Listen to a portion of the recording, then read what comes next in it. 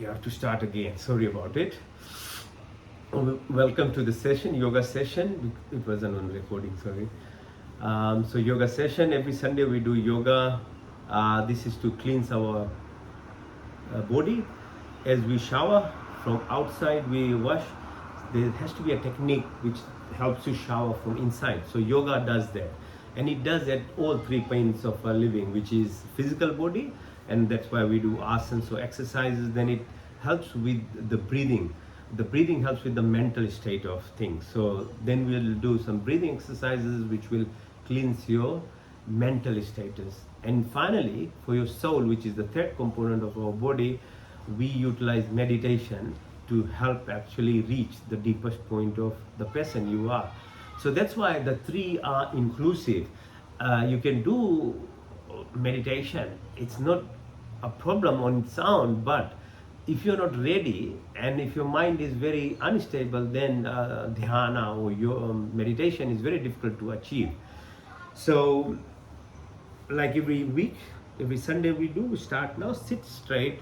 Your spine is the channel of actually your link from your brain to your body. So that's why we need the spine as much as possible to be as erect, so that when you move your energies, which is basically what we live by, which is frequencies and vibrations, that is the real communication of the body.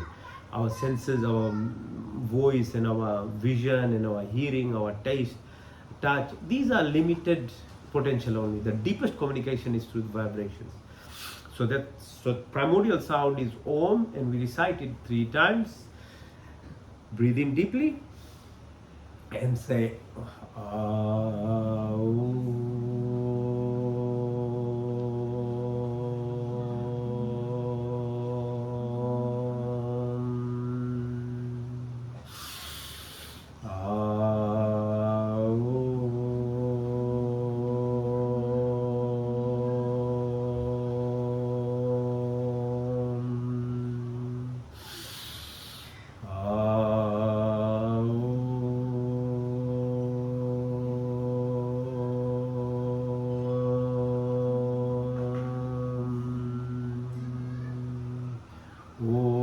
Shanti, Shanti, Shanti. Thank you again for joining. Let's get going. The first things first, which is we start with some physical exercises. After sleeping whole night, the body becomes stiff. So these are called asanas or physical exercise. You can stretch yourself now, make your feel free. And yoga is a de-stressing exercise, means that you should not worry if you're not perfect. So it's nothing competitive. You don't have to be 100%, you don't have to do it like me, but as long as you do something to make the circulation happening, because you're sleeping whole night flat, morning when you wake up, so this is called exercise for your wrist, so your ankle. Ankle exercise is very important, like wrist, because it becomes very sore as we grow older because of standing whole day on it.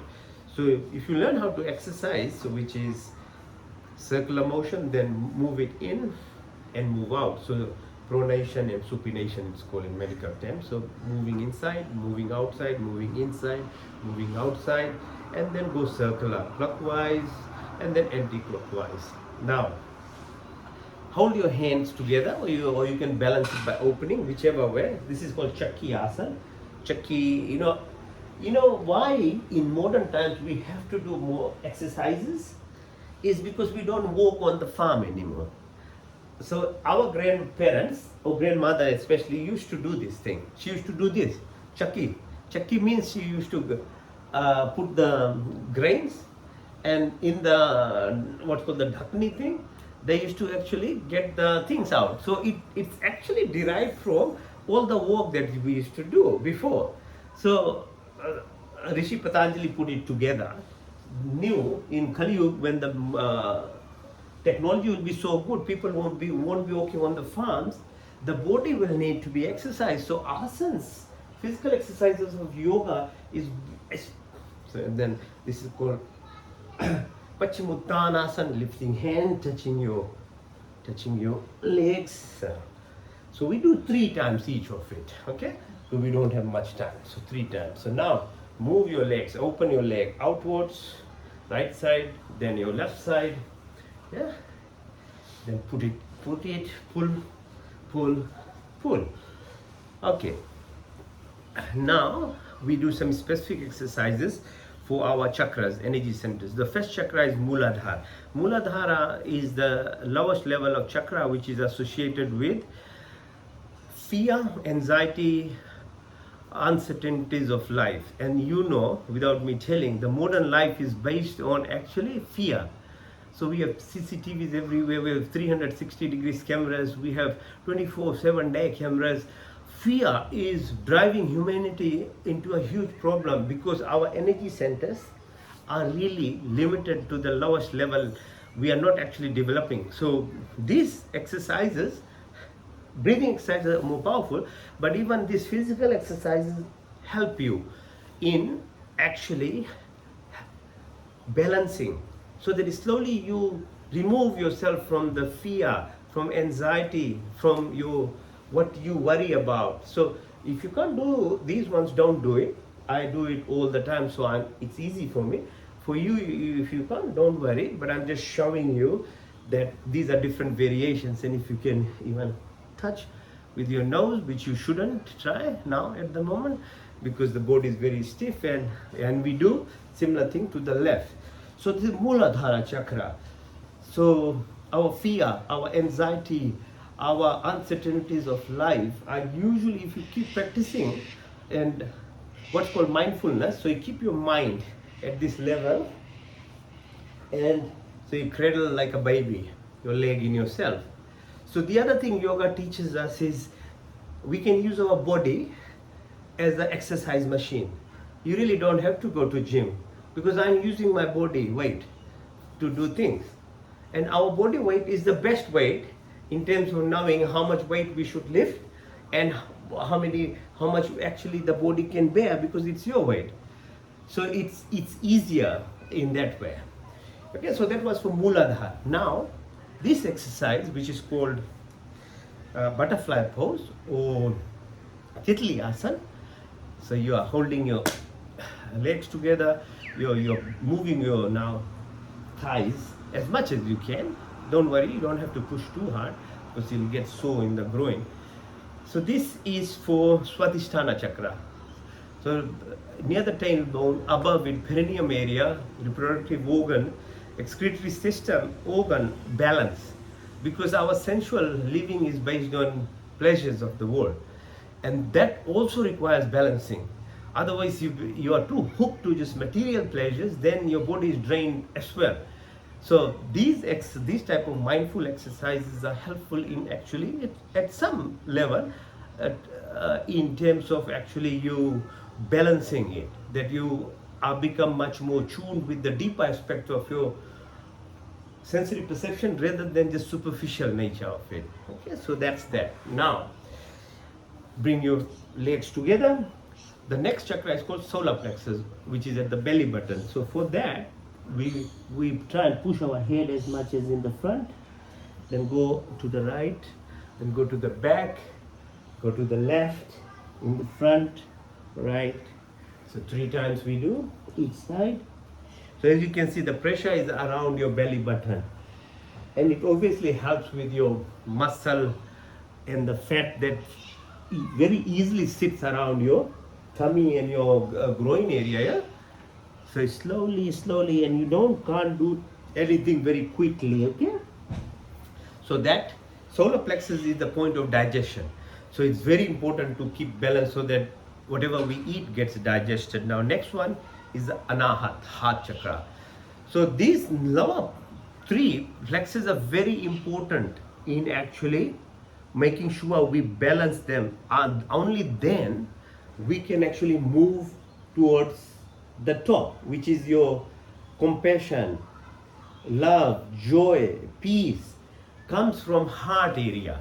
And if you are busy with the lower chakras, which is your fear, your anxiety, your jealousy, heightedness, enviousness, all this drains all your energy. Your heart doesn't have much energy left. Okay, so these simple exercises, when you are mindful of what you are doing, is actually very effective. Next is Vishuddhi, or your voice box, or your thyroid gland, your thymic gland.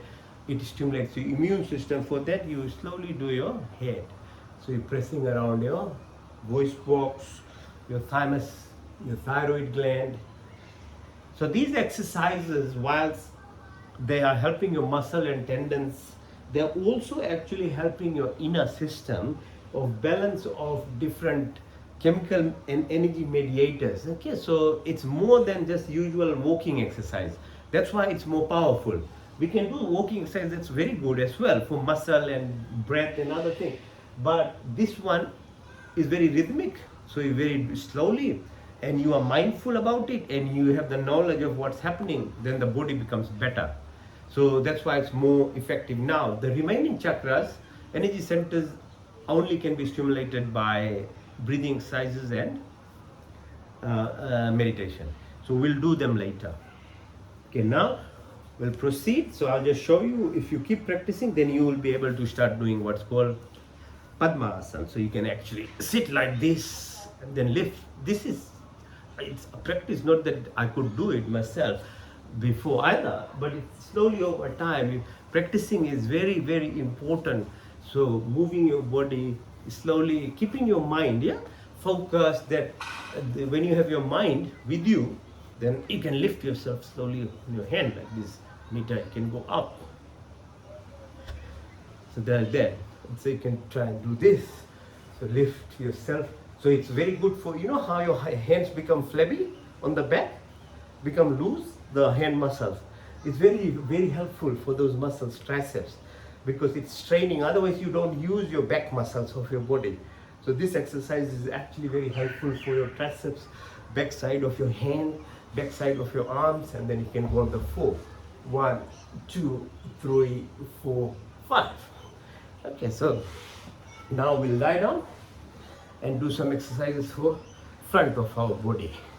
This is okay. So lie down. Lift your legs together up 45 degrees. Hold it there. 1, 2, 3, 4, 5. Come down. Touch the floor. Back up. Hold it there. 1, 2, 3, 4, 5, 6, 7, 8, 9, 10. Touch the floor one more time. Come up. 1, 2, 3, 4, 5, 6, 7, 8, 9, 10, 11, 12, 13, 14, 15. Good. So you should feel some little bit of pins straining your, that's very good. Now bring it up, hold it there. 1, 2, 3, 4, 5. All right. Now what's called halasana or plow position. So we lift the legs, try and take it as far back as possible. Don't strain yourself. Whatever you can do, do it. Go back. 1, 2, 3, 4, 5. If you can touch the floor, good. If you can't, don't worry. Okay. Now, more exercises for your groin and legs, your knee, your ankle. So you're making a circle. Inside, out, inside, out. Then now do opposite. Outside, in, outside, in. Very nice. And if you need rest, rest. Don't push anything, your body. Now, these are specific exercises for your knee. So if you have knee pain, just hold support, and then same time you can do the exercise for ankle. As you're doing for the knee, you can actually exercise your ankle as well. So we do it both sides a little bit. Yes, sir.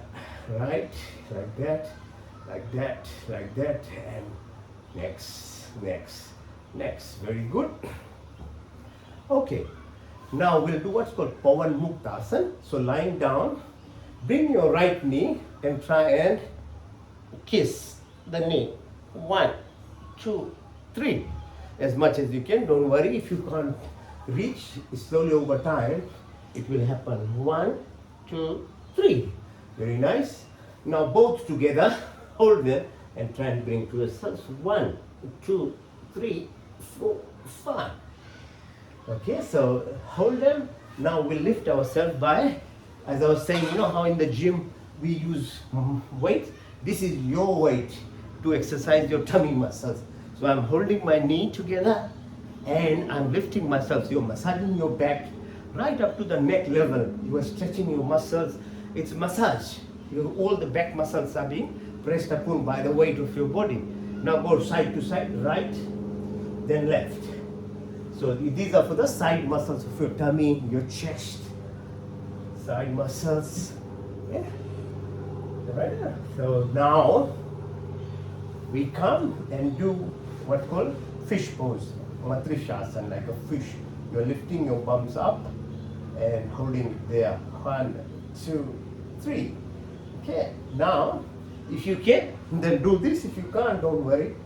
You're lifting yourself, like using your hands to support near the shoulder, and you go up. 1, 2, 3, 4, 5. Like that. Come down. Push your hands back of your neck. Your legs are together, your knees are together, and you twist your body. Look on the left, put your right side on the knee. Right knee on the right side. Then twist around, back. So twisting right side, left side.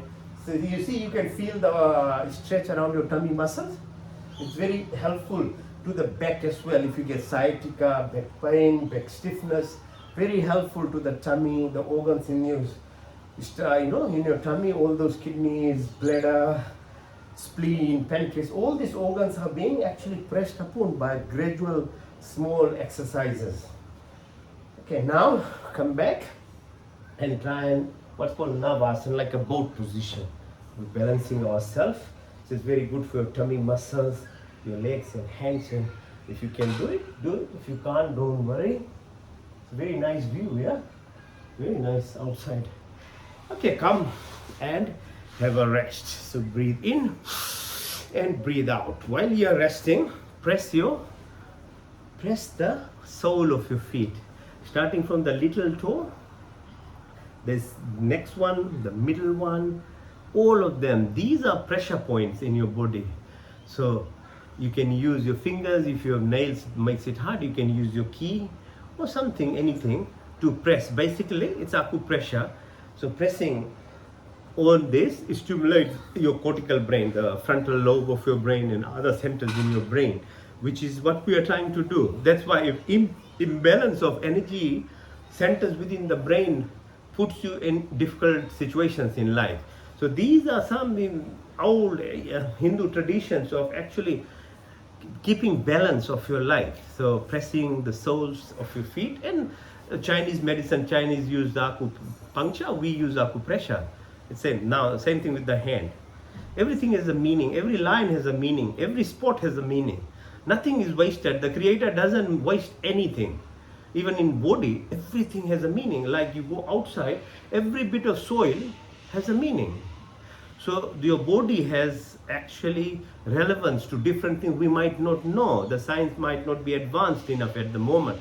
So we press. There is no side effect to it, so it's good. Both sides. Every day we are sitting, press it for a while, massage. And why do we say namaste? Because it's again stimulates.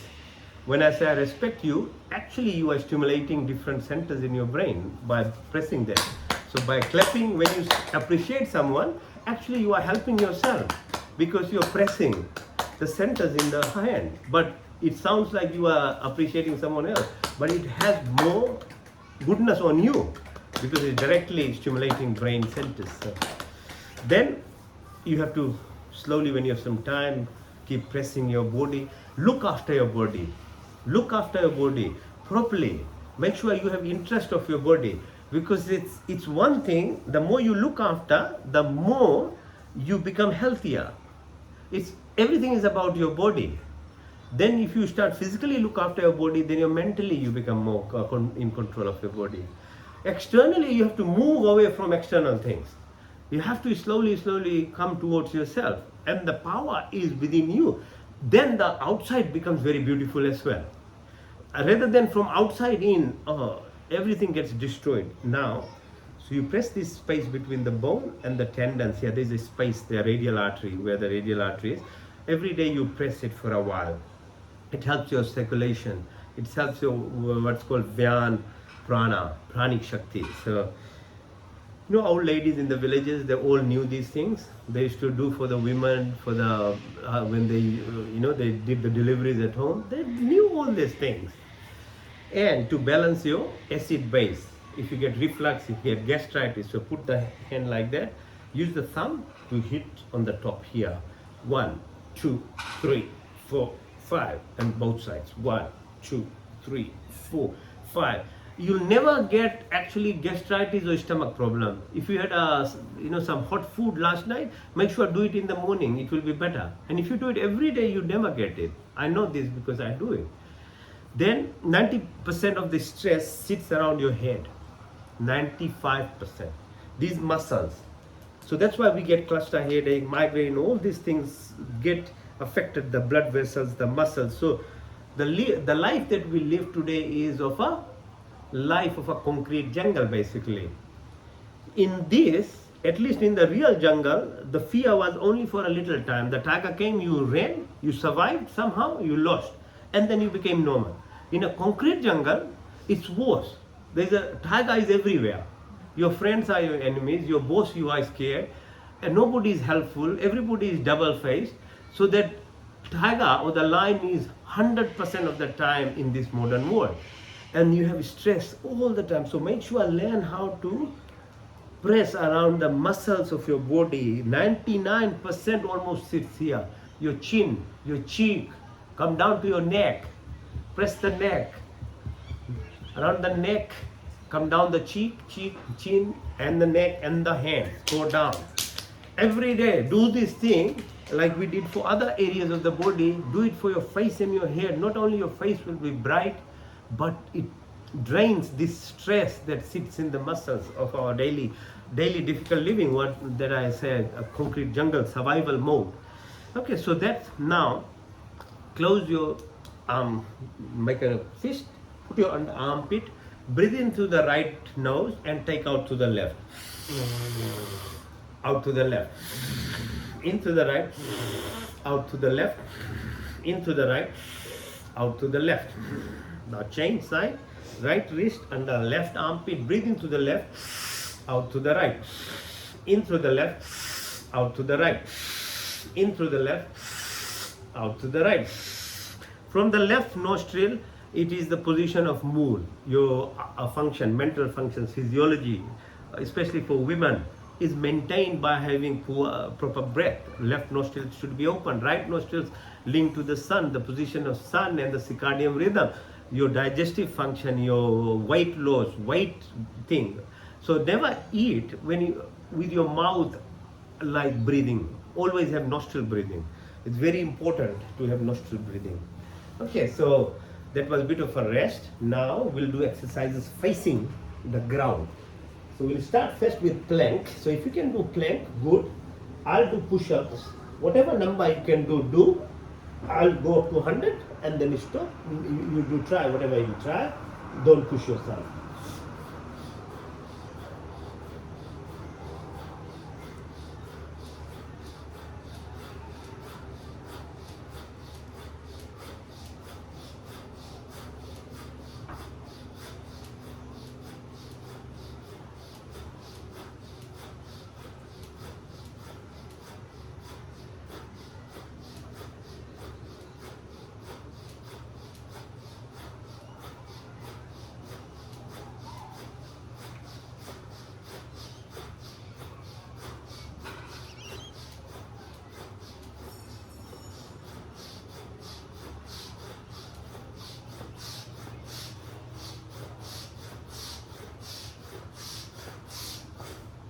Good. You can do long-term plank, Anita. That's very good.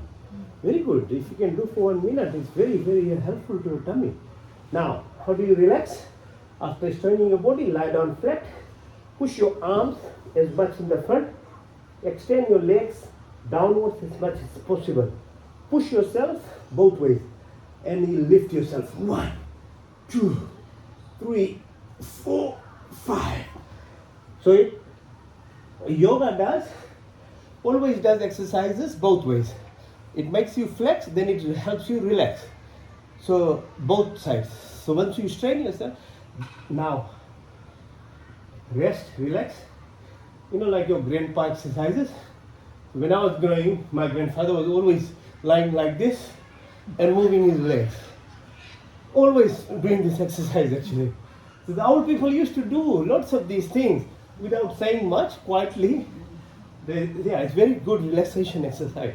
So like in this position, moving your legs, trying to bring it much possible towards your bum.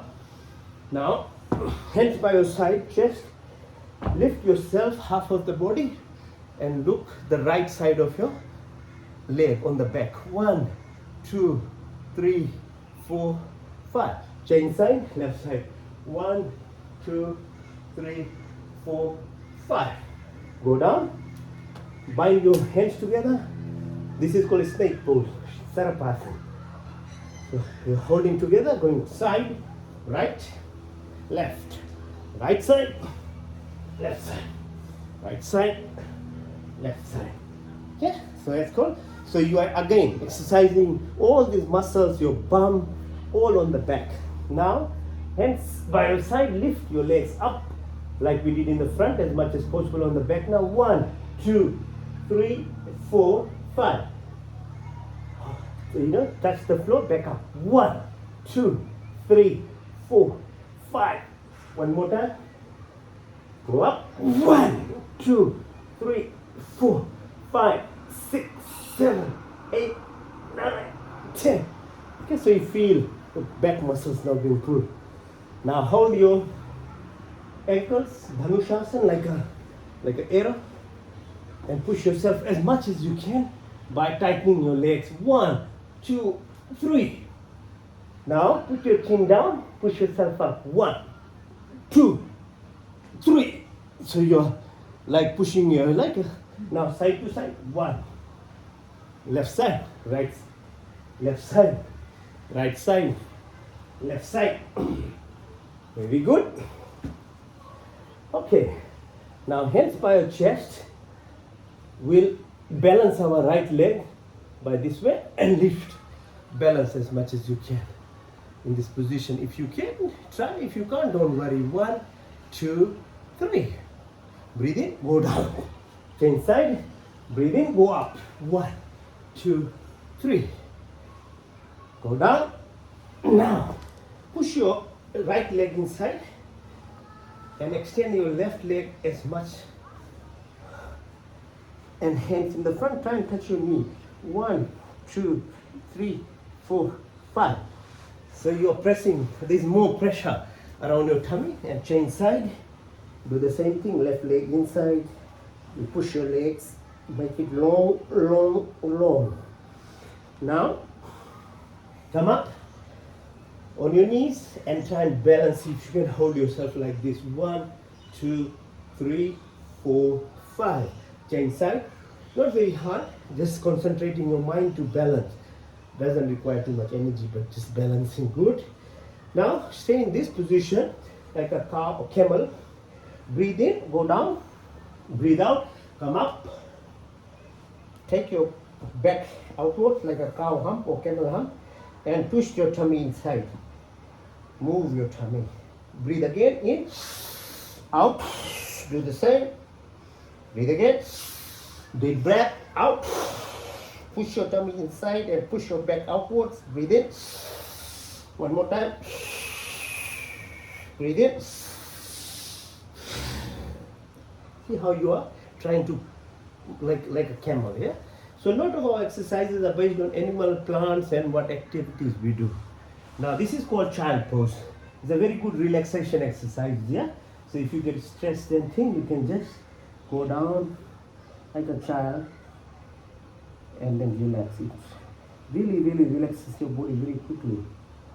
Going down there. Yeah. Now, come up and on your knees, if you can balance yourself, try and touch your leg if you can. And if you can do it with both hands, better. If you can't, don't worry, go as far back as possible. 1, 2, 3. Nice. Now we sit on the ankle, hands on the back to support, little bit more to push yourself. 1, 2, 3. Very nice. And you probably can't do this one. If you can't do this one, don't worry, which is going all the way.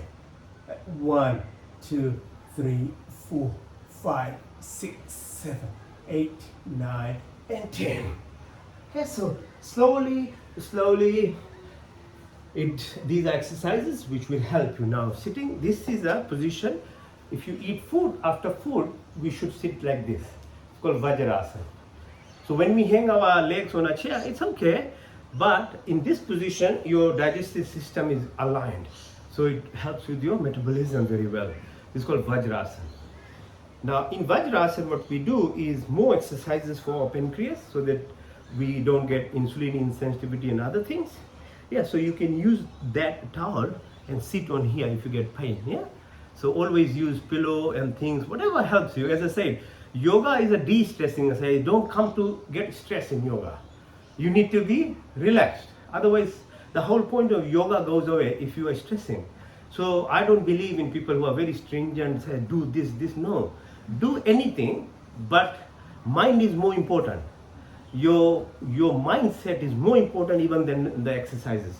Okay, so now we'll do what's called. Okay, so you make your fingers like that, put it at your belly button, slowly breathe out and try and go down as much as possible. So as you can feel, there is a pressure coming onto your tummy, which is helpful to your liver, your spleen, gallbladder, pancreas, kidneys. Okay, so it's pressing there slowly. Now next one. So we increase the pressure a bit more using left hand on the right hand.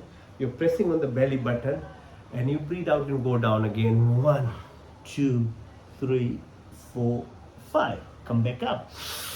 Change side. So right hand to the left. Press again. Breathe in. Breathe out. Go down, down, and down. Now run your fingers along your thigh. Come to the middle, have an intersection at the level of your belly button on the side. Put your fingers like this. These are for the kidneys, yeah? So kidneys, as you understand, we'll do it in later on. When you go into subconscious, I'll explain. Breathe out, out, out, out. So when you have some time, do this. It's very good to balance so that you don't get diabetes, your kidney function is good, your liver functions well. Very nice exercises, simple exercises, very simple. Okay, so it's called Vajrasana. Now, for eyes, so we can do some exercises for our eyes. So extend your hands. You can sit down. You don't have to be on your knee. You can sit even on your chair or anything. I'm just showing, but wherever you are relaxed is more important, so that you can do what you are doing. So now exercises for eyes. Your head is straight, neck straight. Your eyeball moves to the right fingers. Yeah. So your neck is straight. 1, 2, 3, 4, 5. So you move your fingers to get the attention. Left side. 1, 2, 3, 4, 5. Now go diagonal. On the right side, on the corner top, neck is straight. 1, 2, 3, 4, 5. On the left side, go down on the corner in the left. 1, 2, 3, 4, 5. Then change. Go left hand on the top now. This time in the corner. 1, 2, 3, 4, 5. And then the right one in the downwards. 1, 2, 3, 4, 5. Horizontal again. Go right side. 1, 2, 3, 4, 5. Left side. 1, 2, 3, 4, 5. Hands relax on your thighs. Look as far as possible. Look at the nice seal in the back there. And then quickly come and look at the tip of your nose. Far away, then tip of your nose. Far away, then tip of your nose. Now go clockwise, okay? Look, your eyeball, move it to the top. 12, 3, 6, 9, 12, 3, 6, 9, 12, 3, 6, 9, 12. Go anti-clockwise. 12, 9, 6, 3, 12, 9, 6, 3, 12, 9, 6, 3, 12. Okay, so all exercise, whole eyeballs exercises. Okay, it's very important. We don't do it. So very good. Now we've done most of the exercises. Okay, so a few left, which is we'll do it standing up. So before standing up, I'll do this. So just to show you, you can balance as you get better. You can do all these things. Your balancing becomes much better. So like this. So this takes time. And one thing else you can learn to do is slowly over time, know how to get up without using your hand. So if you lie down, if you sit down, try just to lift yourself without using your hands like that. But it will take time, okay? Now we'll do exercise standing up. Okay, so some simple things, which is, okay, stand your arm like a tree. Remember how tree live? Sun, storm, hurricane, wind, anything, they live there. So being still, learning from a tree, how to manage anything that comes in your life. A tree does, yeah? So that's what tree teaches. Apart from giving us oxygen to live, it also teaches, whatever happens, I live, I'm still. Okay, so tree pose, this is from the tree. So you can use both legs, so you can use one leg, standing. Learning from nature is the biggest thing that we can do. Okay, so now, extend yourself like this, look on the right fingers, push yourself up, 1, 2, 3, then lift, 1, 2, 3, change side, same thing, 1, 2, 3, bring up, 1, 2, 3, very nice. Okay, now you can have a little bit of a jump, exercise a bit more, try, practice lifting yourself like that, or you can do this even, down, up, like that, slowly. Okay, so these are good things. Now exercise for your knee. So clockwise 3 times, anti-clockwise 3 times. Okay, exercise for your hips. So move it slow 3 times, then left side. Okay, and this is called Anjali pose. So going down, and holding yourself. Okay, as much as you can. So this time hold your earlobes, go down. 1, 2, 3, and hold Malasana. If you can hold it for here for a while, very good for your neuronal functions. So brain functions, yeah, happens very. So your neuronal connections. Yeah, remember teachers used to give us this a punishment. The teachers didn't know why they were doing it to us, but it is actually very helpful for your intelligence. It's very effective. So those are exercises now coming back as treatment for people now. They're using it in now, mainly in Harvard. These are all being researched now. Okay, so those were the exercises. Now we do what's called Chandra Namaskar before we finish with Surya Namaskar. So with Chandra Namaskar, we do Trikonasana like this. Yeah, so look up, 1, 2, 3, bring your hand down, 1, 2, 3, then take yourself down, as much as you can. Then in this position, lift yourself, 1, 2, 3, go up, and if you can do this. If you can't, don't worry. It's like I'm sitting on my leg, 1, 2, 3, and if you can't, don't worry. Do the same thing on the left side.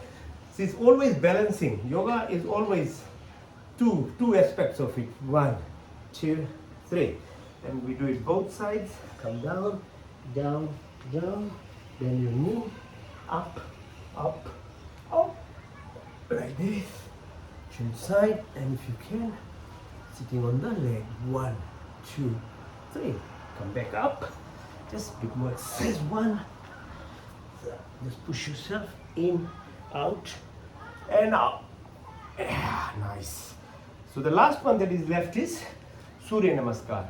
And of 40 minutes that we did exercise, probably 35 minutes or something, 30 minutes. Just do this one. Of everything that I taught, don't do anything. You don't have enough time. But do this one. Because this is 12 pose. Surya Namaskar includes almost everything that we did. So just if you include just this in your morning, every day, wake up from the bed, stretch yourself, breathe in, look to the east where the sun comes from. Breathe in, breathe out. Breathe in, out. Breathe in, push your right leg, straighten up, Then both legs together. Hold it in the plank. Breathe in and out. Take your chin is touching the floor, the knee is touching the floor, and the toes. The rest of the body is lifted. Breathe in and come up. This is called Bhujangasana. You're lifting yourself like half of the body up. Now come up. This is called Parvatasana, mountain pose. Then push your right leg up. Breathe out. Then push your left leg up. Breathe in. Then pull the left leg inside. Straighten yourself. Both legs together. Hands to the toes. Up. Back as far possible. And then that's half the cycle of the one. So now we do from the left side to complete one cycle. One, breathe in, breathe out, breathe in and out. Now this time push your left leg out. First time it was right leg. Now left leg, straighten, plank, chin, knee and toes are touching. Rest is above. Then up, bhujang, then mountain. Left leg up this time, then right leg, push your right leg in, straighten yourself, both legs together, come up, and in the normal position. Now, we do two more cycles. So as we said, 3 cycles we do. So we've completed one. Now second, breathe in, breathe out, straighten both legs, touch the floor, back up, mountain, right leg up, left leg, pull it in, up. It can be very fast once you know the steps. Breathe in to the left side, out, in, left leg, both legs touch, in, lift, up, and then the last cycle. Breathe in, then I'll count with the numbers so you learn by numbers. Yeah? Breathe in, out, 1, 2, 3, 4, 5, 6, 7, 8, 9, 10, 11, 12. And the last one. 1, 2, 3, 4, 5, 6, 7, 8, 9, 10, 11, and 12. That's it. And I can do for 100 times. So if you can do 3 in the morning, it increases your heart rate, your breathing, all other stimulation happens, the secretion of hormones and chemical mediators. Okay, so we're almost done. So you can lie down and do Sarvangasana, which was the shoulder. So if you go down, yeah, so normally you can just go down like this, yeah. So Sarvang is this. This is Sarvangasana. If you can stay in here for a while so that you help your circulation, right? I'll do the headstand because you can't do the headstand. I'll do the headstand. Okay, so before that I'll do this, which is I go onto my hand and this, and the final one is the headstand. You can do the shoulder. I'll do the headstand. Okay. So it helps your blood circulation. Anti-gravity, it helps flow from the legs. Blood to the brain is easier. You can do it by shoulder stand as well. It's the same thing. Can't do the head, don't worry. Just do the shoulder stand. Alright, huh? So asana, so exercises head to toe, we did it. We did it, all done. Now have a good rest. Lie down. And this is not sleeping exercise. It's called Shavasana. Shav means dead corpse position. Corpse, like you are poor, dead man. So that's what we're going to do now. Okay. Right, lie down, flat. This you'll like it. All of you will like it. Because it gives you time to rest. And it is an asana as well. It's actually asana, meaning a physical position that we are. So hands by the side, legs little separated, about 5 centimeters from each other. Hands are separated from the body for 5 centimeters. Your neck is straight, your eyes are closed. Your inner eye, the third eye is open, brightly open, and it will listen to me and follow the directions that I give. And your ears are obviously very widely open to hear me, because I'm going to take you through a journey through your subconscious. So this is called Yog Nidra. Nidra means a deep sleep, but this is active sleep, not passive sleep, which we require 8 hours a night. So that's a passive way of healing your body. Active sleep is Yog Nidra, and you can cut out your sleep by lots of hours if you know how to do this exercise. Because sleep is a default mechanism for every animal, creature, human being to repair your body. But if you know how to do Yog Nidra, that is what happens in your sleep in 8 hours. You can do it in half an hour or 10 minutes even. So we'll do it for 10 minutes. Okay, so breathe in through your nostrils deep. Watch your breath as it travels through your nostrils, your airway, your trachea, windpipe, into the lungs. Watch it with your third eye. There is 800 or more, about million alveolar sacs, so spaces in which the air goes and oxygen is taken by the blood. It goes to the heart, and heart pumps to the 50 trillion cells in your body. Watch it with your third eye. Where does the air come from? The space. It's free. It's always there. So why do you worry for your life tomorrow? If you don't worry about your breath, you should not worry about anything in life. Because if you don't have breath, you will die within minutes. But we don't worry about next breath. It happens. The nature looks after us. So learn from the nature giving you breath. It's free. It's always there. You don't have to think about it. Why do you worry about everything else in your life? Breathe in. Now watch that space. With your third eye, there is a humongous, infinite space. Your body is also 99% space. Electrons, protons, neutrons are only 1% of your body. It's all viscous. It's hollow. It's got everywhere space in. It looks solid.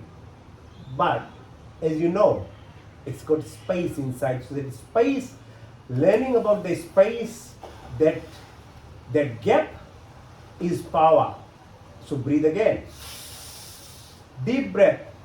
Now breathe again through your nostrils, through your lungs. Go down with your breath to your belly button area and exhale. As you exhale, watch your body from toe to your head as it returns the blood to the lungs, and the lungs take out carbon dioxide outside. Where does carbon come? Most people in the world don't know. It comes from carbohydrates. It comes from the fat. That's why breathing is very important in helping remove. Carbon is not the carbon, that pollution carbon that we breathe in. No. It is actually breakdown of our carbohydrates, our fat, that comes as two molecules. We breathe in 2 molecules of oxygen. We have 2 molecules of oxygen and a carbon, which makes it 3. That's why your breath is always heavier. Breathing out is heavier than breathing in, because it's got 3 molecules. But the problem of school system of learning is they give you points to learn, but they never teach you how to put it together. And most people I found out don't know even how does the breath help with your weight balance. You have to know this basic. We know the basics of equation, but we don't know how to apply. So if you put in lots of carbohydrates, if you put in lots of sugar, which is basically carbs, glucose, sucrose, you are going to have more carbon in your body. So for that, you need to have, 1 is to reduce the number you take, 2 is to have a proper deep breath so that you remove carbon. Okay? Now breathe again. Deep breath. As you watch your lungs, now you breathing out, you did the third component. Bring your attention to the level of your belly button up. There is a center called Agnisar, or your stomach secretes 2 molar hydrochloric acid. Agni means fire of your body. Without that fire, when you become cold, you are called dead. So that fire stimulation is also a pran. It's called, so first was pran, second was apan, third one is called saman. And saman is reflective of the sun as a creation. Without sun, none of our planetary system will be alive. So sun's energy, and somewhere in the same way in the body there is this energy center, which basically what we call, we say metabolism, or breaking down fat is metabolism. So it's because of this energy in your body. You need to know how to stimulate this pranic shakti, to balance your weight, to make sure you have enough energy. And it is directly related to the sun, so it gives you brightness, roop, rang, roshni, all this brightness to your life. Breathe again. Deep breath. Watch the breath as it goes from the first, second, third, now to the fourth area is your heart. That is reflected by what's called Udan. Udan Pran is reflected by your heart, which has 4 chambers, which pumps 5 liters of blood. There is 70% of your body is fluid, which is same as 70% ocean that we are watching. You can hear the ocean hitting the shore. Beautiful. How beautiful the earth is with this. Without the water, there is nothing. Same way with your body. So far, humans have not created any better drink than water. So don't get hooked onto all these stupid sodas and all other drinks. Okay, be very careful. They are all mimics of life. Nothing is better than water in terms of drinking. So breathe again. The fifth component of the prana, as you take your breath to your nostril, to the lung, to the belly button, up to the heart. Now this time bring it right to the top of your head. This is called Vyan. The fifth aspect of the pran, it's called Vyan. Vyan is your body, your reflection of your full or gross body, your astral or your mental body, and the deepest part, the soul or the causal body. Forget about your mental and your causal body. If you don't know how to look after your gross body, the physical body, it's very hard to control your inner parts of yourself. So there are 205 bones, muscle, tendons. It's your body. You should know what is happening in your body. Being aware, being mindful increases the physiology and the functional capacity of this body. Just being mindful. Little bit exercises that we did with mindfulness is very powerful medicine for this body. It activates our medicinal component in the body. Okay, so all these are reflected by these aspects of breathing, which is free, which is always there. Now, there are other 5 pran which are called Nag, Kuruma, Karikal, Deodat, Dhananjay, and I won't go, there is not enough time to go through these things, which are for birth process, your hiccups, your peristalsis, eye movement, and all these things. Okay, so breathe again. Deep breath. Now, the second subconscious action that happens in the body is your digestive, your food. So you can't live without your breath. And we don't worry about breath, but we worry about unnecessary things, money and stuff, and relationships and all this. Who cares when you don't even a breath? But the breath comes, so learn from breath. Now, second thing is food. Here you have to take responsibility. From 3 kg baby born up to 80 kg that we are today, what was the difference? Only the food and the drinks. Nothing else. So you become this big because of food. Nothing else was added to your body after being born. So food is seriously important aspect of this body of what you become. Only control of food digestion is in your hands, in what you choose to eat. And I love the hypocrisy of the world. In climate change and everything, at one end, the West and the world kills 80 billion animals a day to feed their tummy, which produces the most amount of methane and carbon in the atmosphere, and people are worried about little other things. But this is how humans are, very hypocrite. They don't want to talk about what takes away their good taste, feelings, superficial feelings, Like alcohol is the biggest toxin of the world, but you don't want to talk about it because it gives you lots of tax return. But you don't care if people's lives are being destroyed. Same thing with the other stuff. So, your control, your hand, what it brings it, and your teeth, what it chews. Thereafter, your body has no control. It's a subconscious action of how digestion happens. Learn from me one thing, always chew your food properly, because there are a lot of bacteria in the mouth which are directly responsible for proper functioning of your body. If you gulp like a bird, then it all misses, because thereafter it's not in your control. Acid, there is about 8 meters of small bowel which have usually no bacteria, it's for absorption.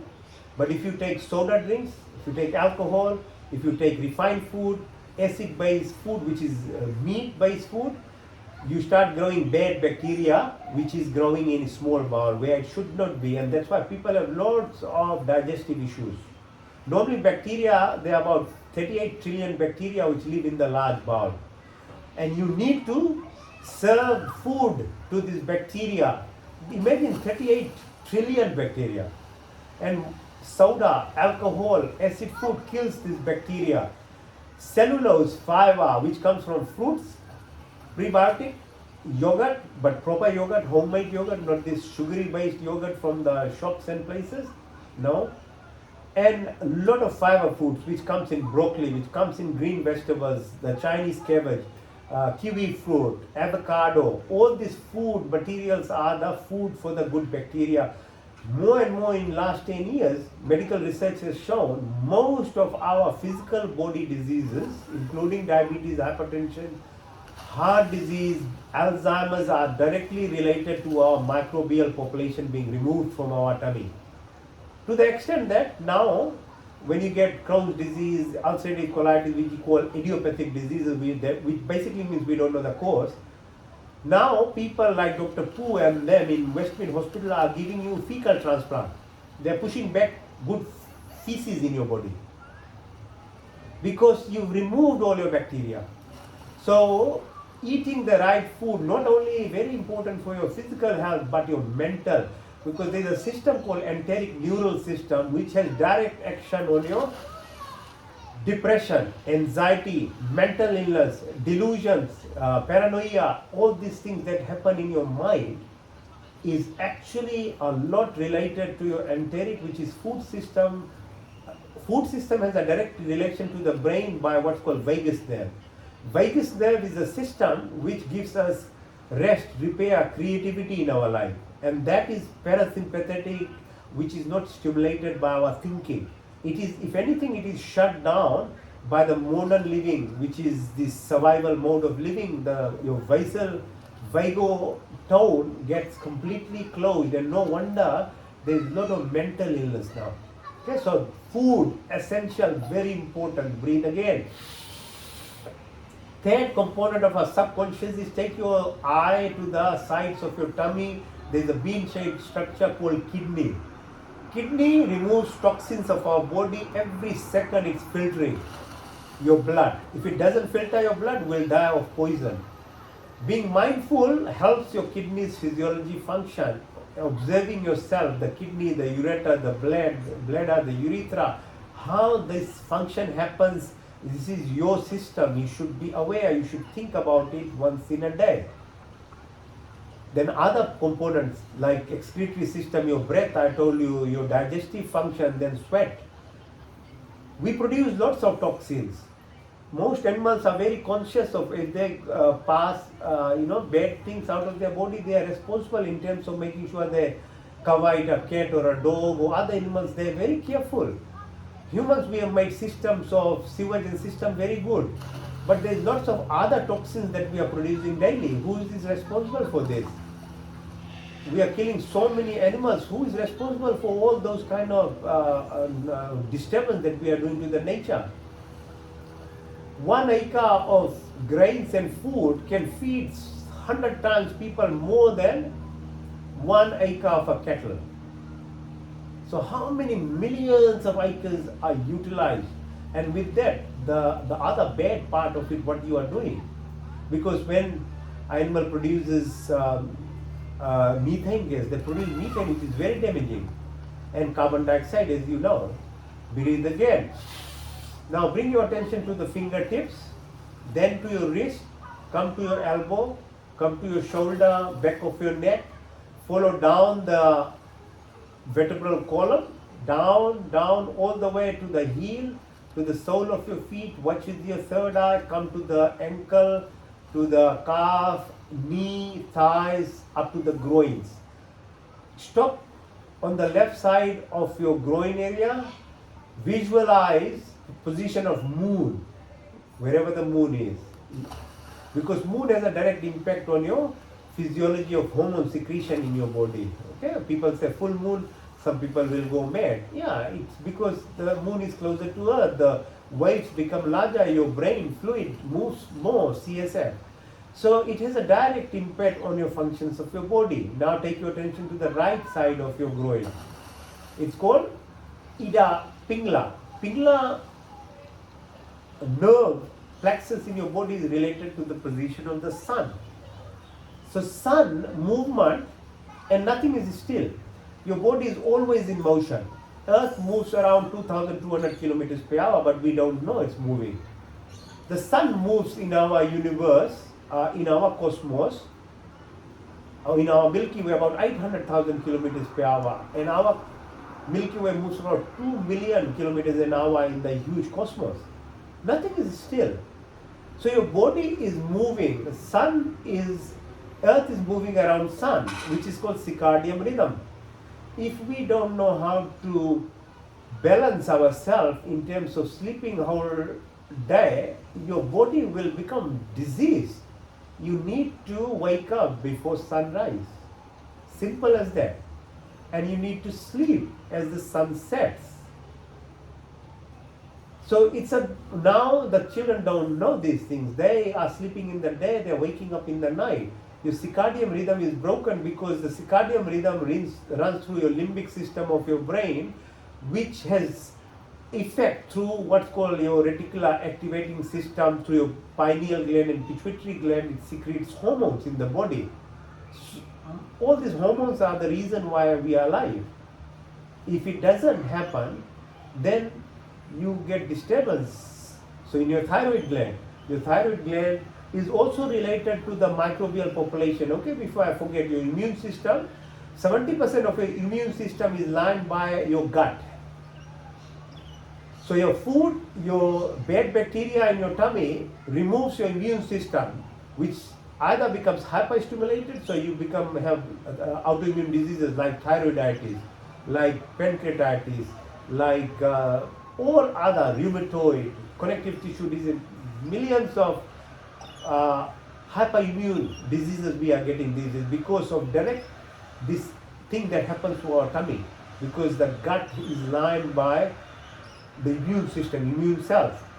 And if you are not following this circadian rhythm and looking after your not breathing exercises, your thymus becomes smaller and smaller as we grow older. Anita knows this.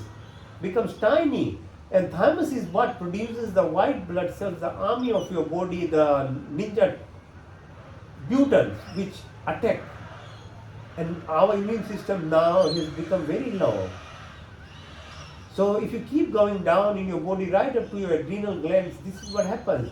This living life of concrete, all survival mode all the time, secretes cortisol. These hormones are very damaging to our body in many, many different ways, from diabetes, heart disease, stroke to Alzheimer's, dementia, mental illness, because of imbalance of secretion of these chemicals in our body. So breathe in. Bring your attention right to your top of your, now with your third eye, watch your two eyeballs, your two ears, two nostrils, your tongue. These are the antennas to your body. The job of a human being as opposed to an animal is, because we have the freedom, then we have to learn how to control this. Animals are controlled. They know what to eat. They know what to smell. And we are supposed to learn from dogs, for example. Our smelling capacity can be magnified 1,000,000 times as a dog. Or our vision can be increased like a bird to look as far and far. But it is in our hands, because you are a human, you have a freedom. You want to live at a mediocre level, at the baseline, it's your choice. If you want to go a higher level, it's your choice too. So these are the 5 antennas to our body which have direct impact onto our mind. And the mind has an impact onto what emotions that we secrete. The emotions in our body secretes chemicals The chemicals in the body, when they start being rapidly or repeatedly being produced, makes our addiction. The addiction gives us habit. The habit makes our personality. The personality is our personal traits of our life. And we become slave to the habits that happens by eating, by what we do to our life, nothing else. So blaming the world, blaming everyone else is a exercise in not taking responsibility of being a human. So there is a huge amount of responsibility to look after this body. Now there are 5 type of actions that we do, which is reproductive, excretory, our talking. All these things actually returns back through our body. Our thought process, when it comes from the brain, it comes as an electrical frequency to the body. Body has an action through chemical mediators. Then it returns to the heart by magnetism. And it becomes addictive. It becomes a self-fulfilling prophecy actually of the body. If you do good, it becomes a good thing, good cycle. If you do bad, you are hooked to a bad thing. You become really, really sick in your life. So breathe again. Breathe out. Now, how do you solve this thing? Concrete jungle, survival mode can only be balanced by what's called stimulation of your vasovagal tone. Vasovagus nerve, I say, it runs from the brainstem, from your top of your brain, through your neck, down through your eyeballs, to your taste buds, to the breathing, to the immune system, the heart rate, control of your breath, the peristalsis, the secretion of juices in your body, everything subconscious is controlled by this what's called a vasovagal nerve function, your immune system, your microbial population. Unfortunately, subconscious, so we can't actively stimulate our vasovagal tone. It is done through intuitive methods. Walking in water, in sea water, walking through the bush, watching the nature, the sunset, the sunrise, indirectly helps it, it stimulates your vasovagal tone. That's how these things are helpful to your body. But there's an active way of doing, which is actually what we will do after this, which is breathing exercise, is the way to stimulate your vasovagal tone so that you then take control of your body in terms of rest, repair, relaxation and creativity. And the vasovagal tone, when it stimulates, it increases your capacity to actually open your right side of your brain, which is the intuitive power, which is like the router to your left side of brain, which is actually which is basically storage of whatever you learned in your life. And whatever we learn as human beings is to the 3rd trimester of pregnancy up to your 30 of your life. After that, you don't learn anymore. You are addicted to that, what it is, be it your job wise, your wisdom increases by repeatedly doing the job, or otherwise your life, your personality trait or personality that we have is actually, that's how we are addicted to what we happen to our life when we are younger. And we don't want to come out of it because it's chemically addictive to us. We might as well live in pain and suffering, but we don't want to change. This is because this is a subconsciously learned behavior when we were young, and it is in our body, and it's very hard to actually come out of it because our body, our brain, especially brain, is very lazy. It doesn't allow you to jump up and take something new in your life.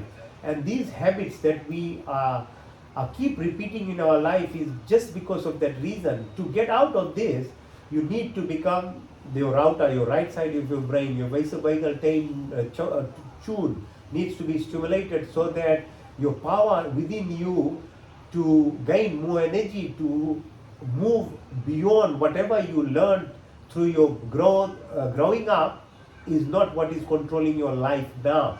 And that means you can't blame your parents, you can't blame your atmosphere, you can't blame your environment, you can't blame your friends or anyone, because there's a choice. As an adult, as an individual, everybody has a choice to have another direction in life, which is actually to be disciplined and induce energy in yourself to make this new path, a new personality of yourself. So breathe again. Now take your attention to the tailbone. That's the where we started Muladhara. We were trying to balance the fear, the anxiety, the anger, the jealousy, the comparison that the world has created all us to live in. Energy is being wasted there. Up, Swadhisthana. Second level, we talked about the sensual perceptions. How do we need to actually uh, choose for the proper food, the proper breathing that we will learn after this, and the choices that we make in our life. Move up. It's called Muladhara, Swadhisthana, Manipur. Manipur is the solar plexus of life. If you bring those two energy up to the solar plexus, then you have concentration of your mind to perform to a level to become a billionaire. Anyone and everyone can do it. But you need to sort out your energy and the addictions of what is removing your attention from your life. Then keep moving up. If this energy is balanced, if you have enough money in your life, then you can become compassionate, you have empathy, you have love for every creation, not selective creation. Every single creation of the Creator has an equal level, there is no difference. And you can't be saying, oh, I agree, a dog shouldn't be killed. But it's no worse than killing a cattle. You can't choose. You can't be hypocrites of life. Heart, compassion, then it grows when it comes up. And then your expression of your life, your immune system grows from the heart because of the energy it produces within the chest, which moves up to your vasovagal tone in your words that you express. How do you fit in a society? How do you relate with different types of people in the world? It starts coming up, and you keep moving up. Your pineal glands get stimulated, secretes what's called endorphin, serotonin, dopamine, oxytocin. These are good feeling hormones of your body. And eventually, right on top of your head, the pituitary gland, the vasopressin, antidiuretic hormone, it dilates your vessel. As I say, in a simplistic manner, you can realize if your energy is centered along your reproductive organs, what can this body do? Create humans. If that energy is centered around the heart, it can produce so much of love. If it's brought to the level of your brain, it can create everything that is there and put you in right direct connection to the abundance. Because these are what's called vasopressin has effect on your blood vessels. It dilates your blood vessels, which is called vasoendothelial derived factors. So your push of blood becomes much higher, more oxygen through proper breathing. So this is not hairy-fairy, it's all science involved in it. More oxygen, more blood flow, proper breathing, proper brain neuronal function. What fires together, wires together. So if your brain repeatedly does good thing, it joins, it forms a habit. And then you become addicted to it. And keep going up right to the top of your head. It's called Sahasra. In the forehead, there is what's called Trikuti, or where you put your bindi, or the Hindus put that tika, is the pituitary gland position directly in line. And if you stimulate, you go metaphysical. And if you really want to be successful as a human being, apart from everything that we do, we need to be able to actually join with the infinite consciousness, the energy, the Paramatma, your Atma, the soul joins with Paramatma, which is beyond this body. And we will learn through breathing exercises and meditation what it means as you go out. Now, so this was the physical body. And with the help of your autonomic system, your vasovagal tone, you can make yourself realize the subtle body or Sukshma Sharira or astral projection. So now move yourself to the ceiling of this building now. Watch your body as it's lying down. Now see to yourself, this is your physical body, it's like a car. With your astral body, realize that you are more than this body, you are more than the mind, you are more than the thoughts that you have, so that you can enjoy the creation that is around us. Now keep traveling. Outside is beautiful. You don't need to open your eye to actually visualizing the beautiful reef and the sea that is out there, the mountains that are there, the people who are swimming. You can see them with your closed eyes. Keep moving. Now, if you go up 200 kilometers above, you reach the International Space Station. From there, you will watch the Earth is spinning now. Earth is spinning about 2,200 kilometers an hour, and it twists around 1600 kilometers per hour, such high speed. And we don't feel it. And luckily, we don't feel it because we'll become confused. And luckily, we don't feel anything inside ourselves as well, heartbeat or anything. Otherwise, you'll become more confused. So the creator made it for us to realize at another level through another perceptive function, which is our subtle mind. So keep going up. Now, what's the presence and the distance of moon about 380,000 kilometers away? The sun about 153 million kilometers away. Sun with its 9 planets. Navgraha, this is the month of Hindus prayer, Navgraha. And Navgraha prayers is hundreds of thousands of years old. And the science has only found the 9 planets in last 100 years. So these Hindus used to pray to this Navgraha. You go to any Hindu temple, they have this, we orbit around them. Like these planets orbit around the sun. This is our planetary system. Now, in that aspect of Milky Way, now where does Earth fit? There's 100 billion galaxies, there's 100 billion stars in our Milky Way. So Earth is, this huge space that we see is irrelevant. So what is our ego? What do we pride ourselves in? Why we are worried about our body, our little things, when in true sense, in the Milky Way, the Earth is insignificant and unrelated to the activities of the creation. It's irrelevant. You have to become very conscious of what is life. Then you will understand that small things that matter to us are totally irrelevant in our life. As I say, if the Creator gives us oxygen for free, the Creator will give us everything as well. Just trust, believe, and be yourself. Learn to be yourself, not to judge and not to jump onto conclusions and to think that you are the controller, when actually the reality is one movement of a sun flare will destroy this earth, or if you want moon even shifts even 5 kilometers towards earth, the tsunamis will destroy this thing. It's irrelevant. Learning, that's why knowledge is very powerful to know who we are.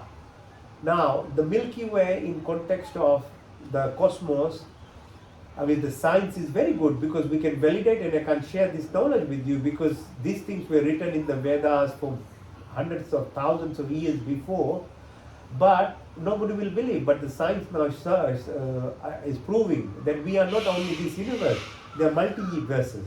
There are what's called meta now. We're talking about metacognition. Metacognition is nothing more than understanding your sensual perception beyond your senses. It's metacognition. We are meta-humans. So that what I'm teaching, like trying to learn what we are beyond these senses, is metacognition, being meta-human. So metaverses, multiple universes, like Andromeda, Metromeda. Then understanding the limitations of this cosmos itself, like the event horizon. Our energy is matter. To convert meta into a thought process, into something, energy is very long processes. That's why we fail in our life. But if we know how to move into metacognition level, then you are actually dipping into energy frequencies, which is the quantum field. And the science is now basically validating all this knowledge that is already there with Hindus. That when you tap into quantum field, which is infinite consciousness with abundance of energy, you don't go through the meta pathway, but you go the other way, and abundance just flows through you automatically because there is magnetism in it. It is everywhere, like your internet connection, wavelength, or your radio, your FM, you will just connect to it. So learning how our senses connects to that is a big feat a human should acquire, because it is possible for humans to do it. So we go beyond our senses. It's what's called Roop Rang Roshni. this metacognitive function of how interpretation of our senses, our mind, our vision is beyond what we see by our eyes or listen by our ears. It's actually far more than this. At that plane, time and space becomes one, matter becomes energy, particles become weight. And if you go even beyond that, what is called Kham Brahma, or the dark energy, which is now cosmologists and physicists know this about as well, there is infinite dark energy which we don't know. This is more than 53 trillion light years away. Beyond that, we don't know what exists.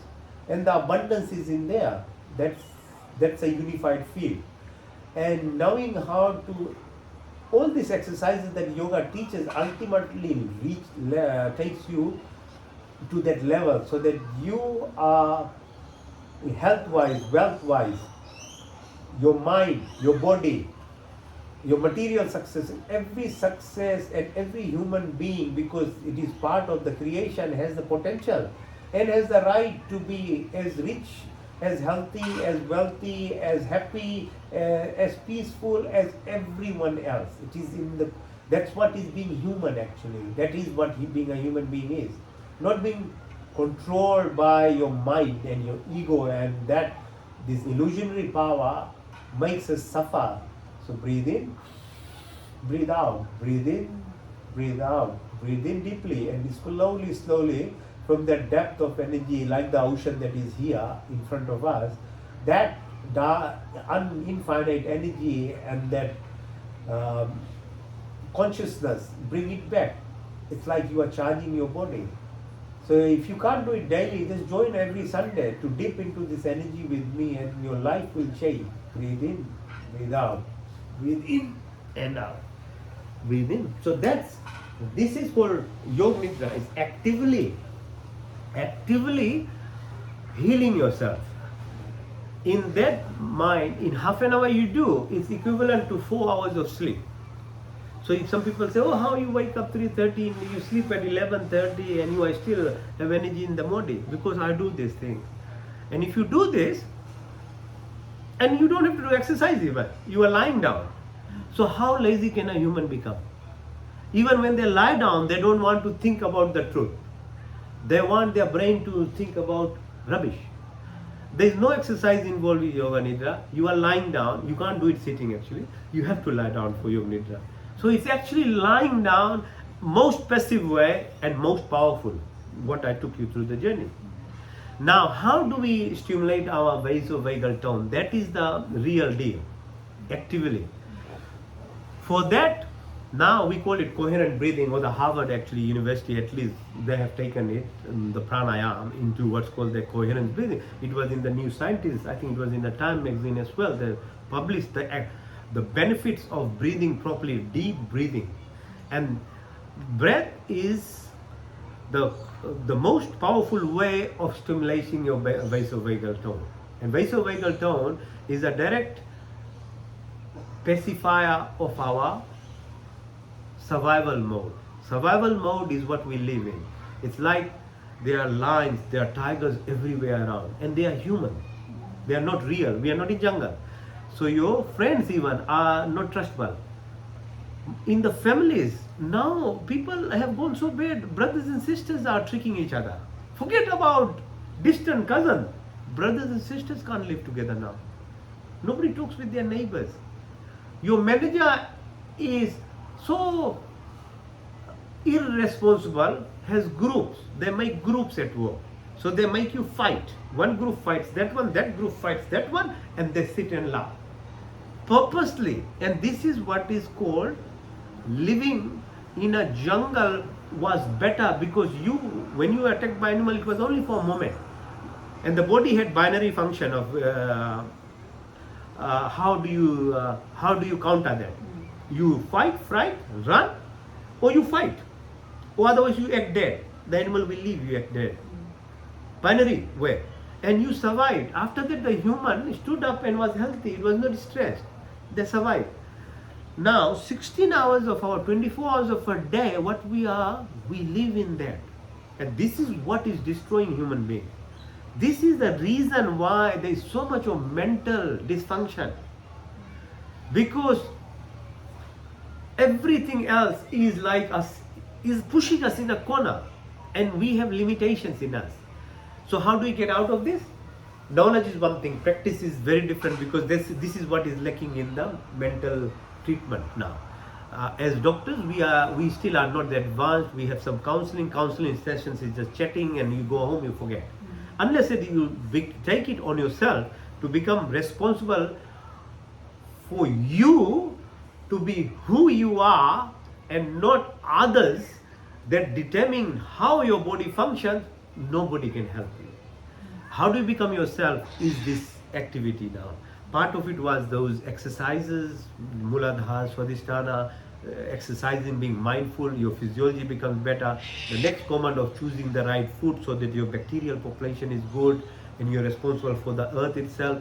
Now, all that in combination with doing breathing exercises is very helpful in being intuitive.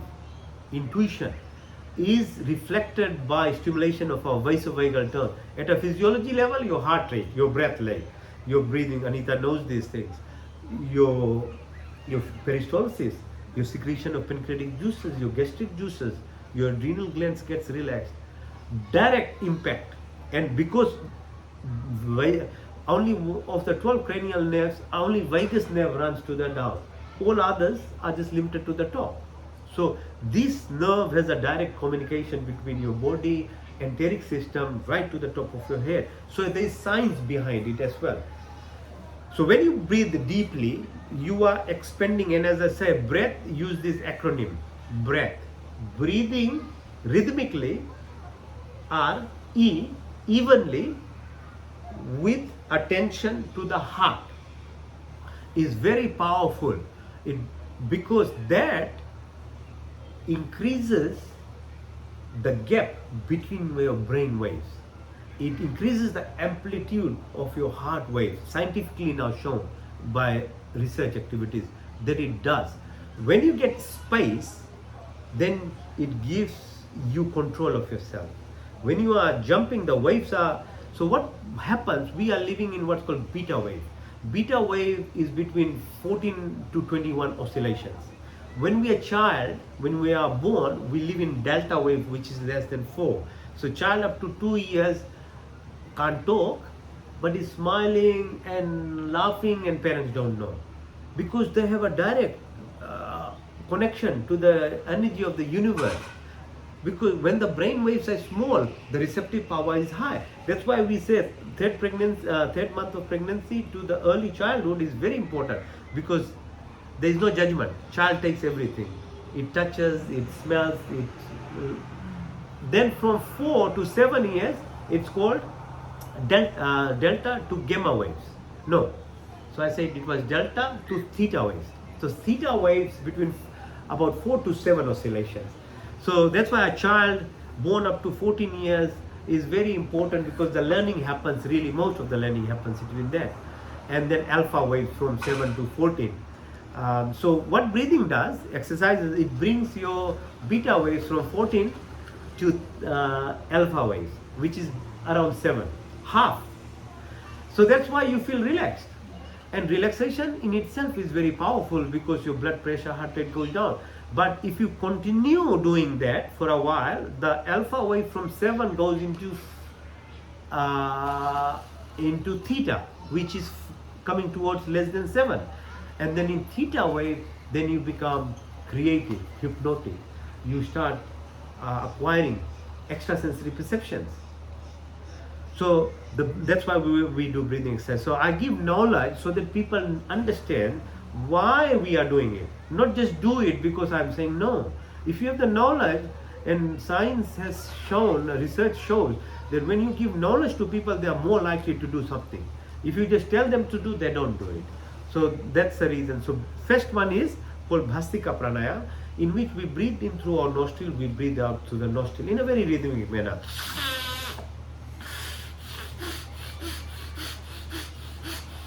So you can see, when I breathe in, I push my belly button out. When I breathe out, I push the belly button in. So when you push it in, increases intra-abdominal pressure. What's called dead space in your lung. 500 mils of air just sits in the lung, doesn't come out. It occupies our lung. So you push it out like that. So it's called Bhastika.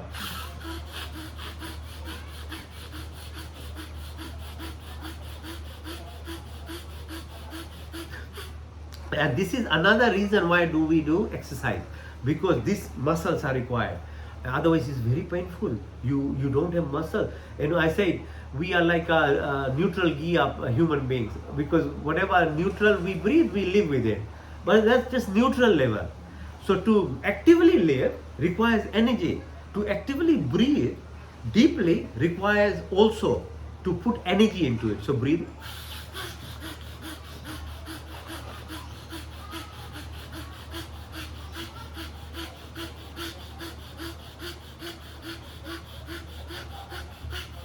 This is called Bhastika. Yeah. So if you can't do that way, you can do it this way. Okay. So do this. So time your breath. Go through your nostrils.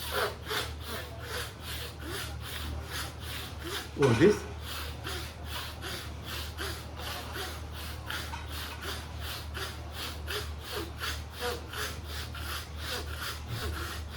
Basically, you are helping your abdominal muscles, your diaphragm, to push the air in and out using your muscles.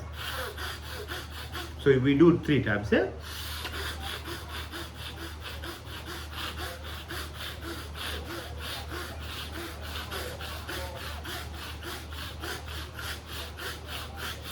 One more time. Breathe in.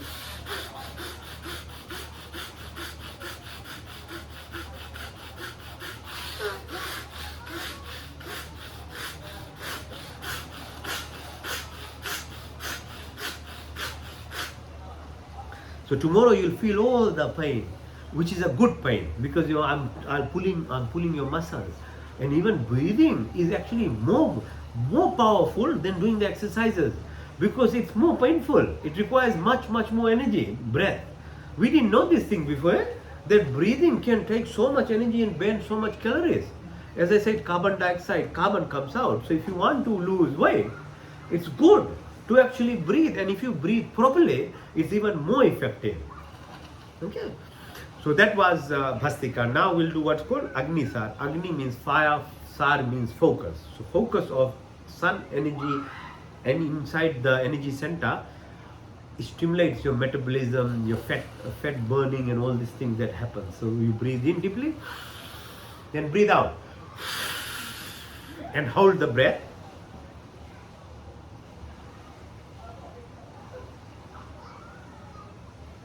So when I hold the breath, what I'm doing, I'm pushing my belly button out and in, out and in, out and in. But breath is held. Huh? So we breathe deep, breathe out.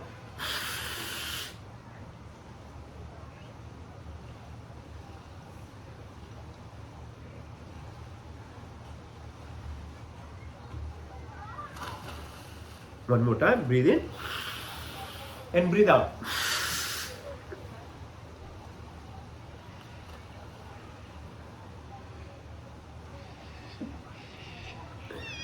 Okay, so that's called Agni Sar.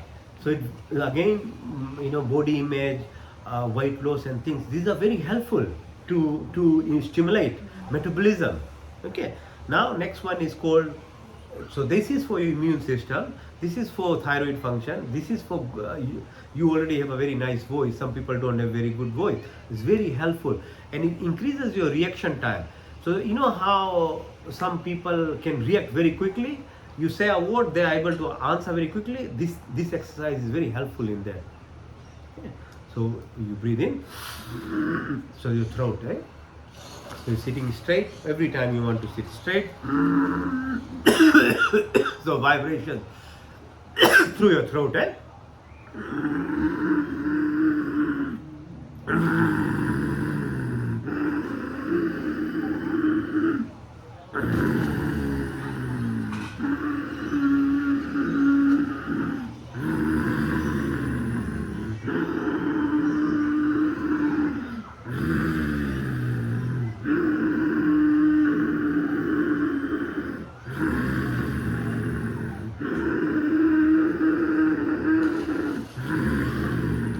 Now put your chin on your chest, so you further press onto your neck, thyroid, your thymus and other gland, and you breathe in through your throat, through your nostrils.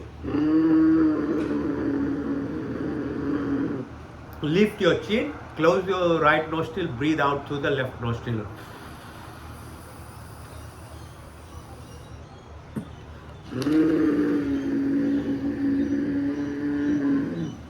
Lift.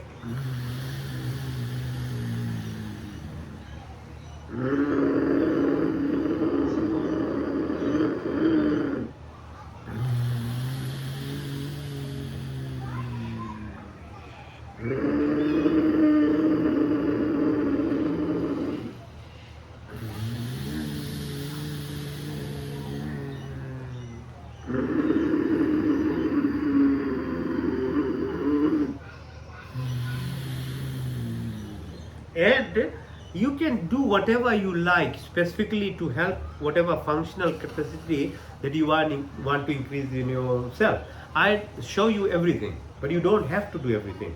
You can just selectively do whatever you have for yourself in the time you have. So if you have a limited time, you can do just the Ujjayi Pranayama, that for thyroid, for your immune system, for your mind, or just Bhastika if you want to increase your capacity to burn fat. So it is for different things, but I'm just showing everything. Now, what's called Kapalbhati.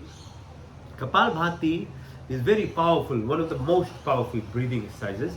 Kapal means your anterior top of your head, fontanelle, which is open up to 2 years of a child. And then after 2 years it closes. And then when it's closed, we can't receive anything from the universe because it's closed. And that's why children, when they are young, they are able to smile, talk, and parents don't know because there is a communication. So Kapalbhati is a pranayama, breathing exercise, which stimulates every single energy center of you, moves you from the Mooladhara right to the top of your Sahasrara, and starts reconnecting you to the electromagnetic frequencies, the vibrations, the Om sound that we did, as a connection to the universe. It's very powerful if you learn how to do it and do it every day. Slowly, your fear factor, your anxiety, the control that seems from the outside will slowly shift towards your inside. It's very powerful.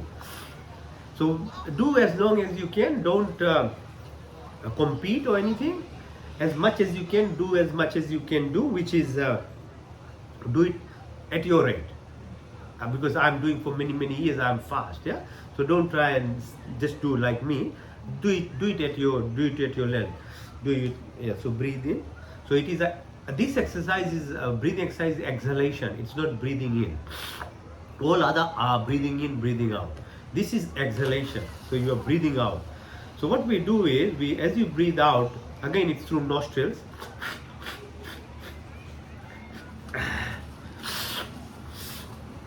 So we press the belly button and the air comes out. We press the belly button and the air comes out. Yeah. So it's like that, and you can use at your own speed. Don't use I can do it quicker because my tummy muscles are good, but you do it at your own rate. Your mind shifts away, come back again. Mind shifts, come back again. The thing about all these exercises are not that by doing this exercise your mind will stay here. No. The test is as soon as the mind goes away, try to bring it. This is what yoga teaches.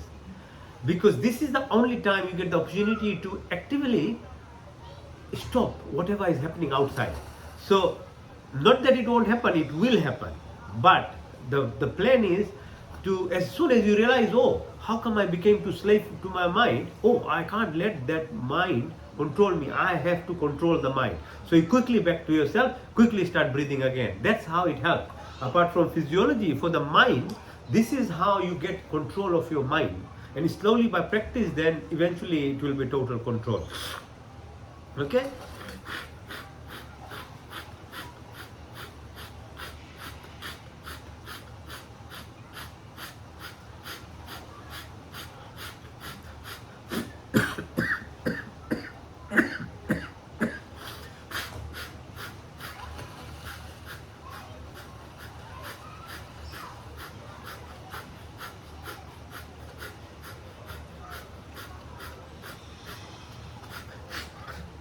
most of the time it's good to close your eyes if you can close it.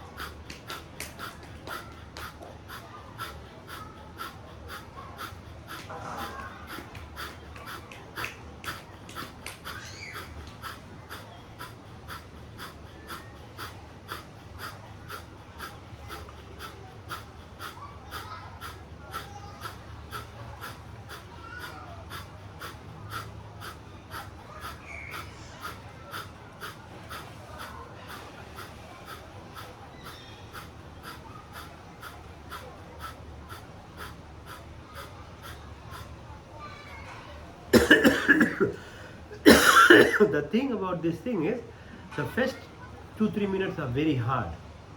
After that, see how I can't stop doing it. Then you get into this, in this zone, and it is so beautiful that you don't want to stop. Every worry, everything that happens will go away.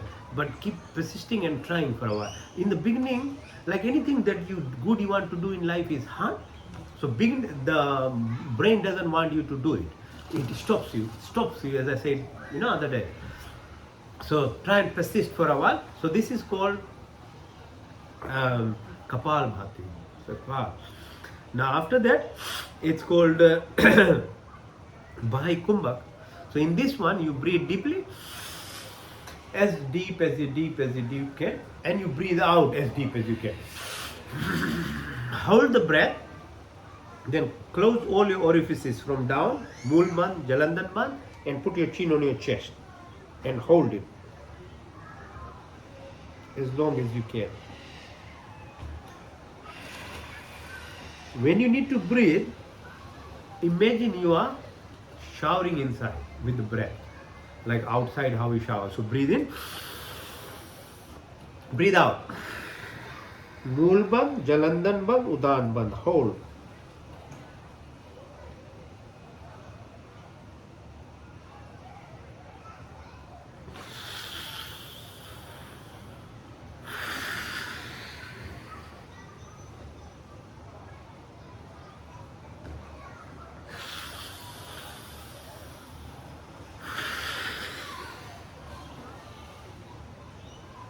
So you are like tightening, okay, all the way inside, because the nerve plexus, the spinal cord, the parasympathetic nerve systems, when you actively tighten, because matter into energy is very hard to convert, but we use this mental energy, the breathing exercises to convert.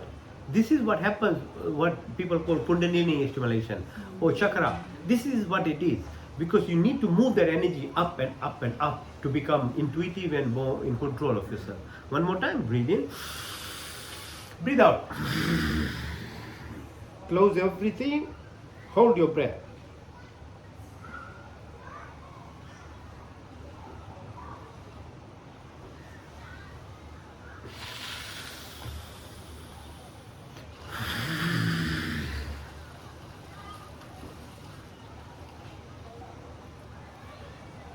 Now the last breathing exercise is Anulom Vilom, alternate nasal breathing. So what we do, use these fingers and this. So these thumb is for your right nostril, index finger is for your left nostril. These two are your support, so you don't get tired. Your hand doesn't get tired. Yeah. So now you closing your left nostril with your index finger, and you breathing into the right nose. Breathe into the right nose. Then close the right and breathe out to the left. Now open the left, breathe in through the left, out to the right. Breathe in to the right, out to the left. In through the left, out to the right. In to the right, out to the left. In through the left, out to the right. Into the right, out to the left. In through the left, out to the right. Into the right, out to the left. So you can do in your time. This is easy and it is very helpful, because you know how this corpus callosum, joining left brain to the right brain. This is an activity which helps you get control of your right and left brains as together, not only left dominant. We are all left dominant most of the time. So left, right, in to the left. Now we do the same exercise, which is called Nadi Shrodhan. Nadi means those 70,000 nerve plexus, subtle nerve plexus. Shrodhan means cleaning. So you do the Anulom Vilom, but this time you do it very quietly. Complete attention with it. So we were doing loudly like this. Now Basically, you do the same thing but very quietly. Breathe in to the left, hold your breath up to 7, breathe out to the right up to 8,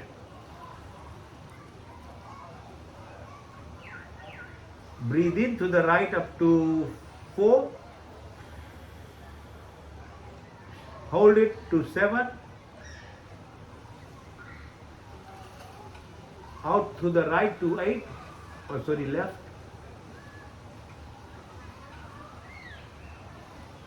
in through the right,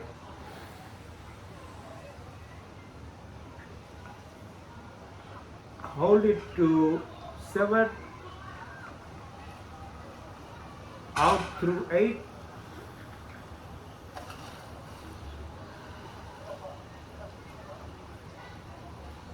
in through the right to 4, hold it to 7, out through left to 8,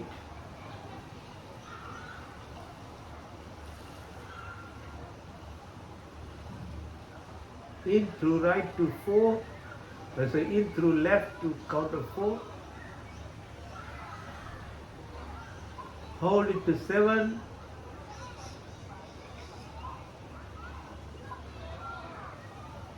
out through right to count of 8,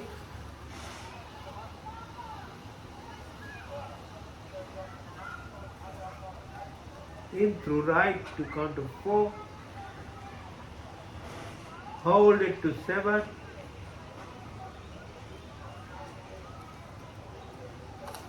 out through left to 8.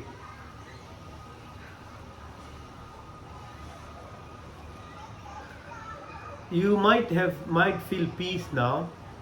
It was all because of your breath. We didn't do anything actively to replace anything in our mind, but we just concentrated on breath.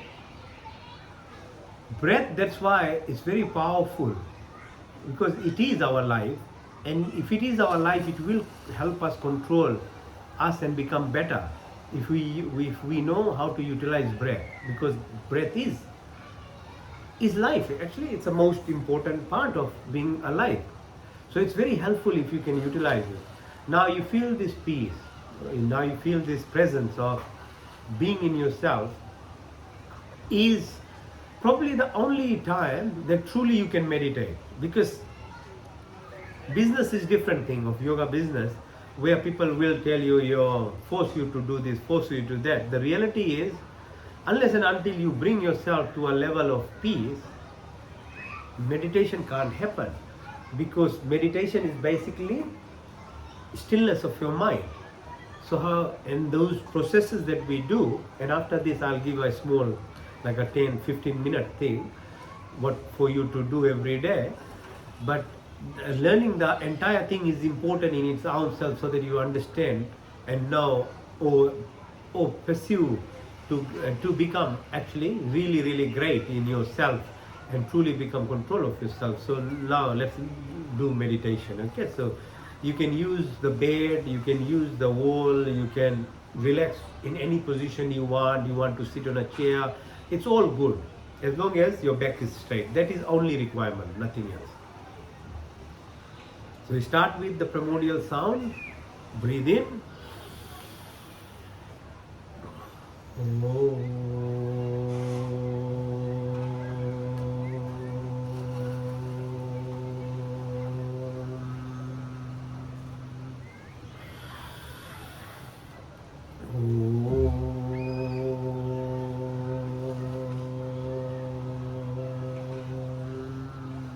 You can use the chair, you can use the wall, maybe just find the wall of the, or you want to have a chair, anything. Anything. Okay.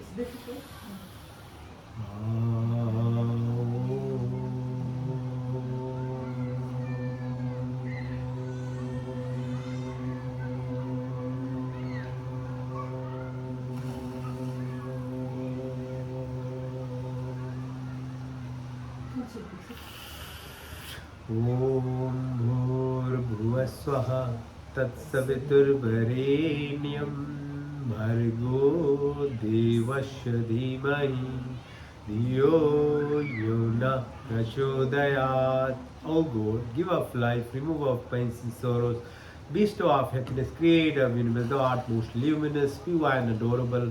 We meditate